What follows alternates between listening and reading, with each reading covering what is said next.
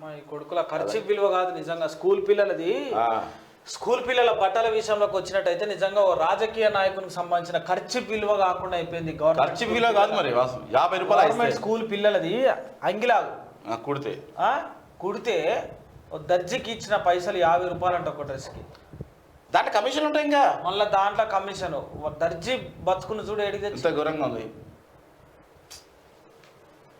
ఇక ముందుగా ఆజ్కి బాత్, జీవితంలో ఏది తప్పు, జీవితంలో ఏది ఎప్పుడు రావాలో అప్పుడే వస్తుంది.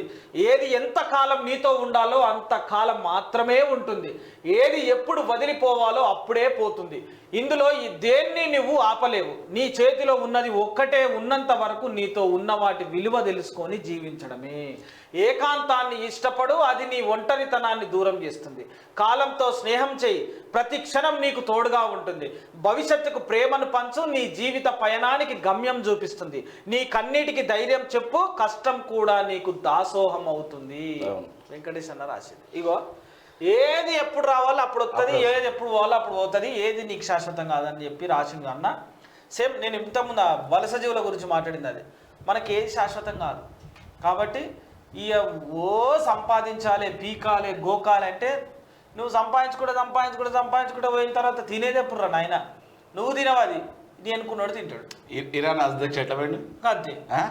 ఏది ఎవరు తినరా, అది నువ్వు ఉన్నంతలా తిని నిమ్మలంగా ఉండి 10 మందితో మంచిగా ఉండి హాయ్ బాయ్ అనుకుంటుంటే అది జీవితం. ఊరిని ఇప్పుడు ఏమైనా ఒంటరి జీవితం అంతే. ఇవ్వండి ఒంటరితనాన్ని దూరం చేస్తుంది. ఆ ఏకాంతాన్ని ఇష్టపడు, అది నీ ఒంటరితనాన్ని దూరం చేస్తున్నాడు. ఇప్పుడు ఏకాంతంగా జనాలు ఉంటాయి, ఎట్లా ఉంటాయి ఏకాంతంగా?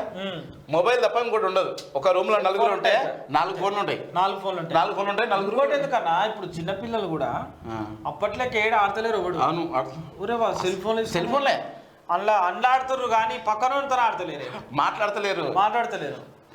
అందులో ఫస్ట్ ఏం చేస్తారంటే రా అని చెప్పి పిలుచుకుంటారు. రారా అడగలుద్దాం దా అడిగని పోతారు. పోయినాక అడిగినాక ఏంది అందరు ఫోన్లలో ఉంటారు. పక్కోనికి ఎలా విలువ ఏంటో ఉన్నోడికి సెల్ ఫోన్లు ఇస్తారు. అవును, ఇట్లా తయారైపోయింది.